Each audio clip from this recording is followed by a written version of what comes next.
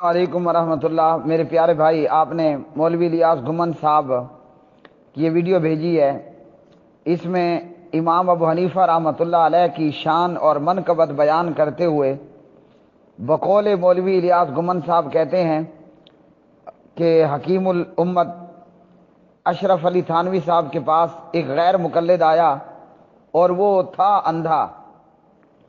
تو جب یہ اندھا غیر مقلد حکیم الامت اشرف علی تھانوی صاحب کے پاس آیا اور کوئی بات چیت کرنا چاہی، تو اشرف علی تھانوی دیوبندی مقلد نے کہا کہ او اندھے، میں تم سے بات نہیں کرتا۔ اس مقلد اشرف علی تھانوی نے کہا ایک اہل حدیث سے بقول الیاس گھمن، یہ میں اس کے ورڈ یوز کر رہا ہوں کہ وہ غیر مقلد اندھا تھا، تو اشرف علی تھانوی نے کہا کہ میں تم سے بات نہیں کرتا، بحث نہیں کرتا، تم سے بات کرنا بیکار ہے کہ تم اندھے ہو۔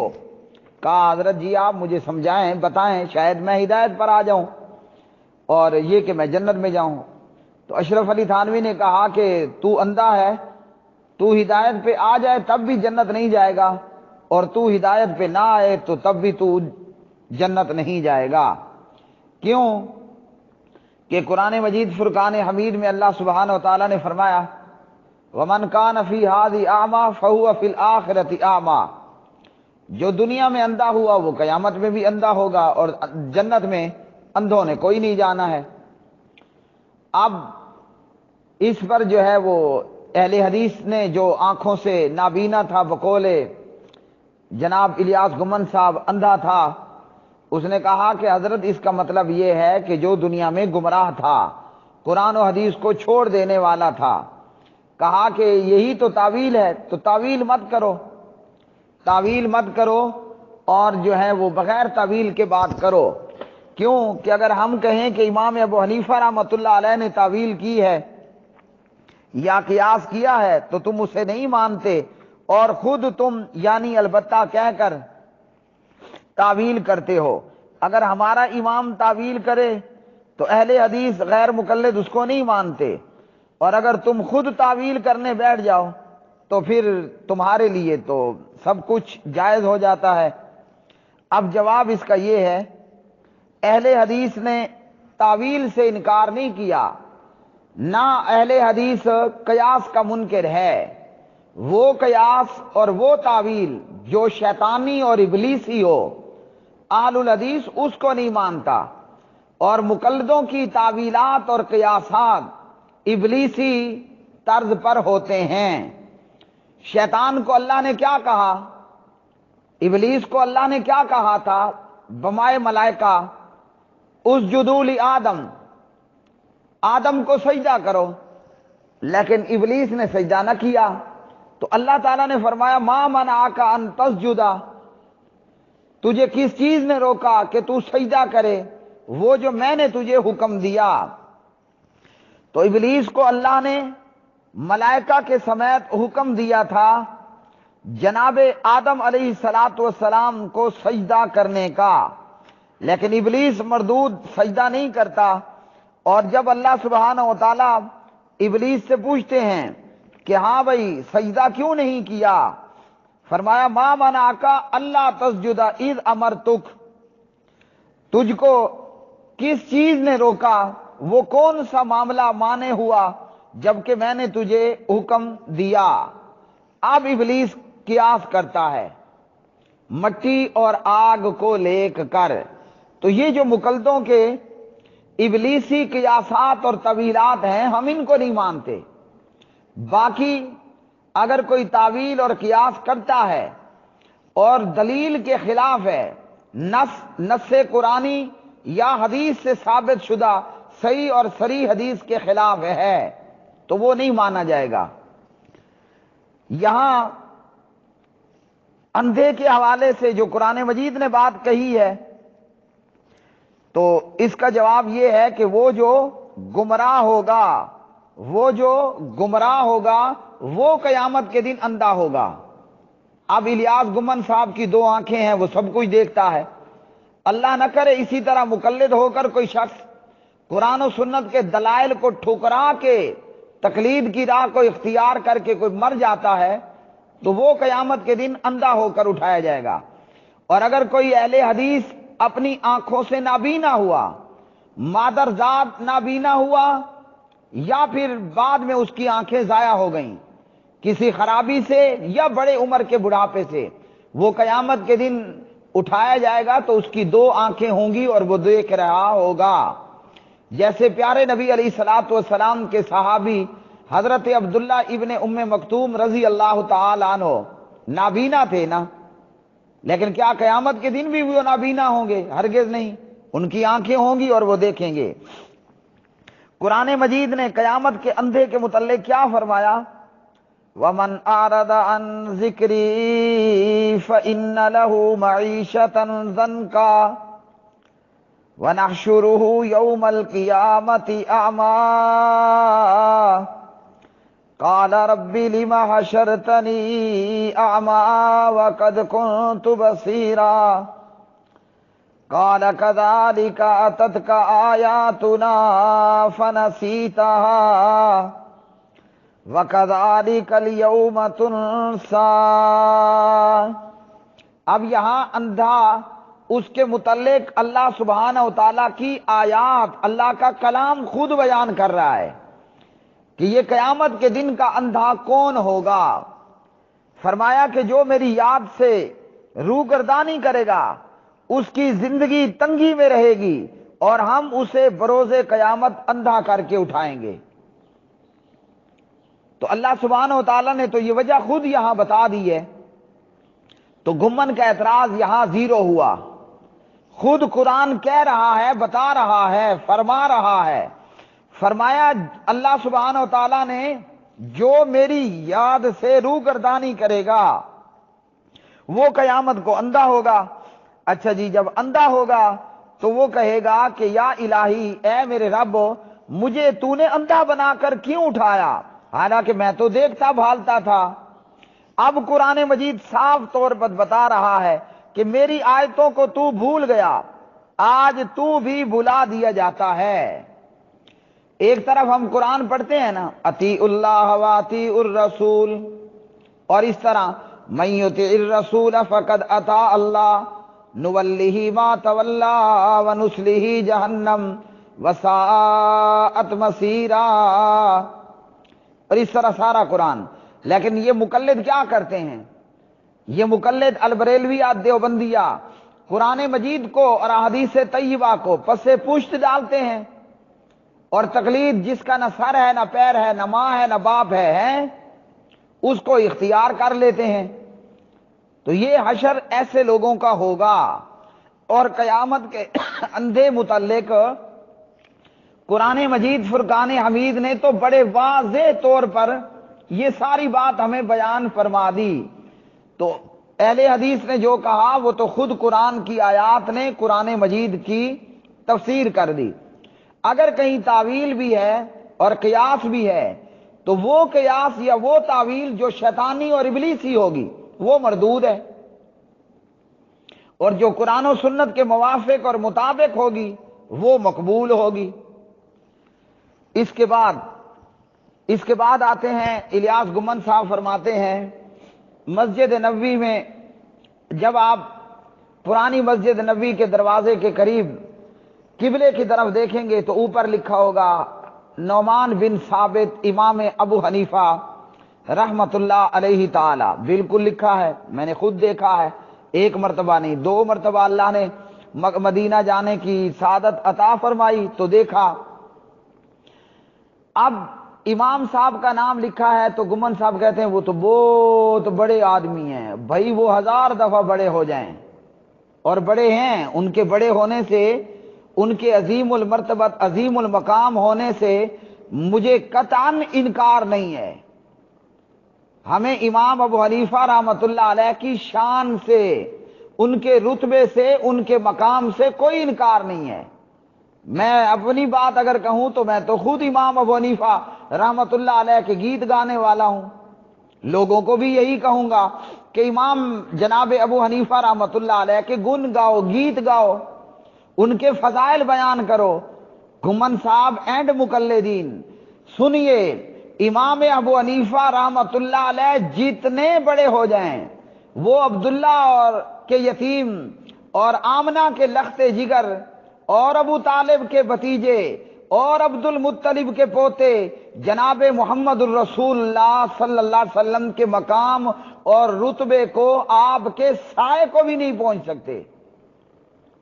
اہل حدیث جن کو امام اعظم اور کل کائنات کا قائد اعظم مانتا ہے، وہ ذات ہے مقلدو، دنیا کے کسی ترازو کے اندر یا آخرت کے کسی ترازو کے اندر ایک پلڑے میں عبداللہ صاحب کے یتیم، بی بی آمنہ صاحبہ کے لخت جگر، عبد المطلب کے پوتے، ابو طالب کے بھتیجے جناب محمد الرسول اللہ صلی اللہ علیہ وسلم کو ایک پلڑے میں رکھ دو اور پورے دوسرے پلڑے میں 7 آسمان بھی رکھ دو، 7 زمینیں بھی رکھ دو، کیا یاد کرو گے؟ جبرائیل و میکائیل و اسرافیل و ملک الموت علیہ السلام کو بھی رکھ دو، جناب آدم نبی اللہ علیہ السلام سے لے کر عیسیٰ روح اللہ علیہ السلام تک سارے انبیاء اور رسل علیہ السلام کو رکھ دو، دوسرے پلڑے میں چاند بھی رکھ دو، کیا یاد کرو گے؟ سورج بھی رکھ دو، ستارے بھی رکھ دو، سیاروں کو بھی رکھ دو، اللہ کی پوری کائنات کو دوسرے پلڑے میں رکھو، ایک پلڑے میں اکیلے محمد الرسول اللہ صلی اللہ علیہ وسلم کو رکھو۔ بھیڑے سے بھیڑا آدمی بھی یہ جواب دے گا، گئے سے گئے اور گئے سے گزرا بندہ بھی یہ جواب دے گا کہ جس پلڑے میں محمد الرسول اللہ صلی اللہ علیہ وسلم ہے وہ پلڑا زمین کے ساتھ ہوگا، اور جس پلڑے میں کل کائنات موجود ہے وہ پلڑا ہوا میں اٹھا ہوگا۔ اب بتائیے، امام ابو حنیفہ رحمۃ اللہ علیہ جتنے بڑے ہو جائیں، اہل حدیث کے امام اعظم اور قائد اعظم جناب محمد الرسول اللہ صلی اللہ علیہ وسلم کا کوئی مقابلہ ہے یا کوئی اس مقابلے کا سوچ سکتا ہے؟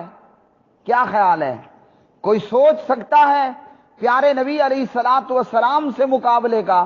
تو میرے بھائی الیاس گمن صاحب، ہم امام ابو حنیفہ رحمۃ اللہ علیہ کی عظمت اور شان کے قائل ہیں، لیکن جناب نبی کریم علیہ الصلوۃ والسلام کے ساتھ ان کا کوئی مقابلہ نہیں ہے، اور جب کوئی مقابلہ نہیں ہے تو ہم لوگوں کو یہی کہتے ہیں، مصور کھینچ نقشہ جس میں اتنی صفائی ہو، ادھر فرمان محمد ہو صلی اللہ علیہ وسلم، ادھر گردن جھکائی ہو، کہ محمد سے وفا تو نے تو ہم تیرے ہیں، کہ محمد سے وفا تو نے تو ہم تیرے ہیں، یہ جہاں چیز ہے کیا جنت اور حوران جنت تیرے ہیں۔ اچھا جی، اب گمن صاحب آپ نے کہا کہ مسجد نبی میں قبلہ رخ ہو کر کھڑے ہو جائیں تو امام نعمان بن ثابت، امام ابو حنیفہ رحمۃ اللہ علیہ کا نام لکھا ہوگا، مالکی کہیں گے ہمارے امام کا نام لکھا ہے، کہ آپ اندھے تھے، صرف نعمان بن ثابت رحمۃ اللہ علیہ کا نام نظر آیا، آگے کے 3 نام نظر نہیں آئے، اور بھی بتاتا ہوں آپ کو۔ مالکی کہیں گے کہ ہمارے امام کا نام وہاں لکھا ہوا ہے، امام مالک بن انس رحمہ اللہ، اور وہ کہیں گے تمہیں اپنے امام پر گھمنڈ ہو رہا ہے نا، حالانکہ وہ تمہارا امام نہیں ہے، امام ابو حنیفہ رحمۃ اللہ علیہ میرا امام ہے، میں ہوں سچا سچا حنفی، تم تو ماتریدی اور اشاعرہ ہو، ماتریدیہ اور تم تو اشاعرہ ہو، ہم ہیں سچے سچے حنفی۔ اب لوگوں ہم کیوں ہیں؟ کعبہ کا امام عبد الرحمن السدیس حافظہ اللہ کعبے کے منبر پہ کھڑا ہو کر کہتا ہے، امام ابو حنیفہ کا فرمان بیان کرتا ہے عقد الجید سے، اذا جاء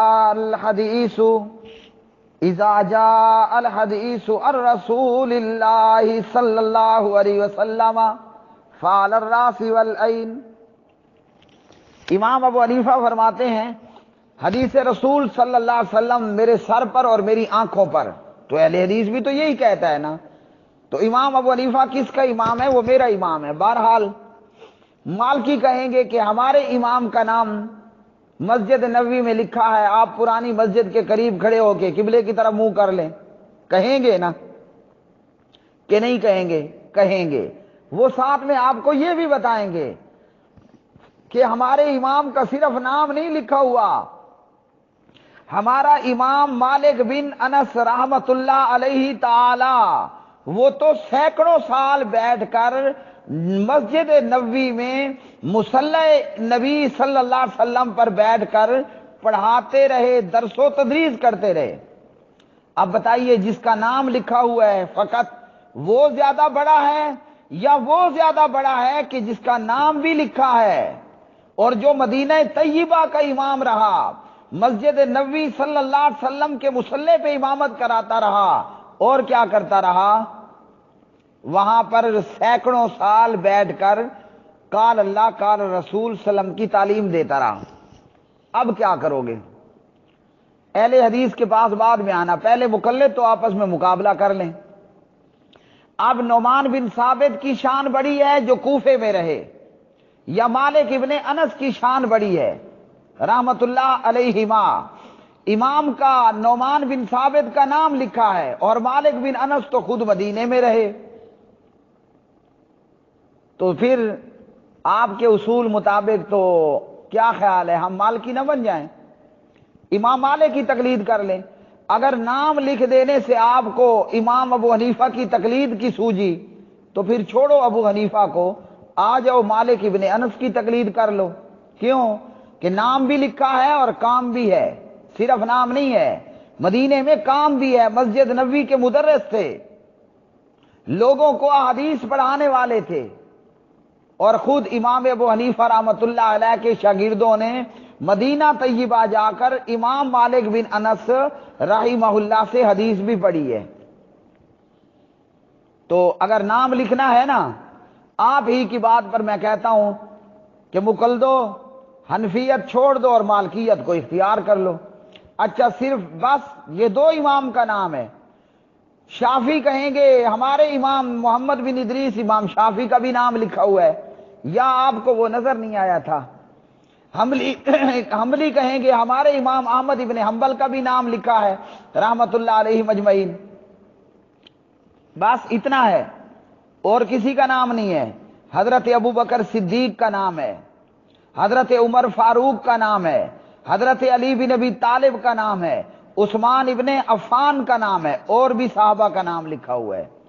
تو کیا خیال ہے ان چار ائمہ کو چھوڑ کر اگر نام لکھنے سے تقلید کرنی تھی تو نام تو ابو بکر صدیق کا بھی لکھا ہوا ہے رضی اللہ عنہ، اس کی تقلید کر لو۔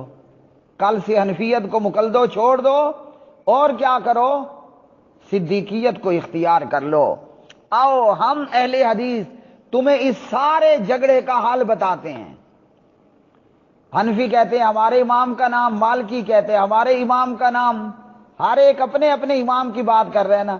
آؤ تمہیں ہم وہاں لے کر چلتے ہیں کہ جہاں پوری کائنات کا اتفاق ہے، اور جو وہاں بے اتفاقی کرے گا، وہاں سے منہ موڑے گا، وہ ایمان سے ہاتھ دھو بیٹھے گا۔ قرآن سے پوچھ لیتے ہیں، یوم ندعو کل اناس بامامہم، یوم ندعو کل اناس بامامہم، جس دن یعنی قیامت کے دن ہم ہر جماعت کو اس کے پیشوا سمیت بلائیں گے۔ تو کیا خیال ہے کہ جب قرآن نے یہ کہا کہ ہم ہر جماعت کو اس کے امام پیشوا سمیت بلائیں گے، اب پیشوا تو آپ لوگ جانتے ہیں نا، ہم کتنی مرتبہ کہتے ہیں یہ ہمارے پیش امام ہیں، تو پیشوا امام سمیت بلائیں گے، تو اس لیے ہم آپ کو کہتے ہیں آؤ محمد الرسول اللہ صلی اللہ علیہ وسلم کو امام اعظم اور ساری کائنات کا قائد اعظم مان لو، اور محمد کا لڑ پکڑ لو صلی اللہ علیہ وسلم، محمد الرسول اللہ صلی اللہ علیہ وسلم کا پلو پکڑ لو، محمد الرسول اللہ صلی اللہ علیہ وسلم کی چادر پکڑ لو، پیارے نبی علیہ السلام کے پیچھے چل پڑو. سبحان اللہ، قیامت کا دن ہوگا، حضرت نوح بھی اپنی امت کو لے کر آ رہے ہوں گے علیہ السلام. ہاں جی، اسی طرح جناب عیسیٰ اور موسیٰ علیہ السلام بھی اپنی امت کو لے کر آ رہے ہوں گے. کیا شان ہوگی، کیا شان ہوگی، کیا رتبہ اور کیا مقام ہوگا. ہم پیچھے پیچھے ہوں گے. اللہ اکبر، ہم پیچھے پیچھے ہوں گے اور ہمارے آگے ہمارا امام ہوگا. ہمارے آگے ہمارا امام ہوگا جس کا نام نامی، اسم گرامی حضرت محمد بن عبداللہ بن عبد المطلب بن عبد مناف بن قصی بن کلاب، جناب محمد الرسول اللہ صلی اللہ علیہ وآلہ وسلم. امام ابن کثیر یوم ندعو کل اناس بامامہم کے تحت ابن کثیر میں لکھتے ہیں اہل الحدیث کے لیے بڑی خوشخبری ہے کہ ان کا امام کون ہے؟ کون ہے؟ محمد الرسول اللہ صلی اللہ علیہ وسلم. مقابلہ میں نے آپ کو کروا کے بتا دیا کہ ایک پلڑے میں اہل الحدیث کا امام رکھ لو، امام ابو حنیفہ کو دوسرے پلڑے میں رکھو، امام مالک کو دوسرے پلڑے میں رکھو، اللہ کے بندے سورج رکھو، ستارے رکھو، چاند رکھو، 7 آسمان تے 7 زمینیں دوسرے پلڑے میں رکھ دو. اللہ کی قسم کھا کر کہتا ہوں پلڑا بھاری ہوگا تو اہل حدیث کے امام کا بھاری ہوگا. بلکہ میں کہتا ہوں ایک پلڑے کے اندر میرے نبی کی حدیث بھی رکھ دو نا تو وہ بھی ساری کائنات پہ بھاری ہوگی. تو اس لیے یہ امام کھیلنا چھوڑ دو اور محمد الرسول اللہ صلی اللہ علیہ وسلم کے پیچھے چل پڑو. باقی جتنے ائمہ کرام ہیں جس کی بات پیارے نبی کی بات موافق ہو، مطابق ہو، وہ لے لو، اور جس کی بات پیارے نبی کی بات کے مخالف ہو اور غیر موافق ہو اس کو چھوڑ دو. فائدہ کیا ہوگا؟ اللہ بھی راضی، رسول نبی بھی راضی، اور مزے کی بات امام بھی راضی ہوگا. اور اگر اللہ کو ناراض کیا، نبی کے راستے کو چھوڑ دیا تو نہ گھر کے نہ گھاٹ کے امام بھی راضی نہیں ہوگا. وآخر دعوانا الحمدللہ رب العالمین.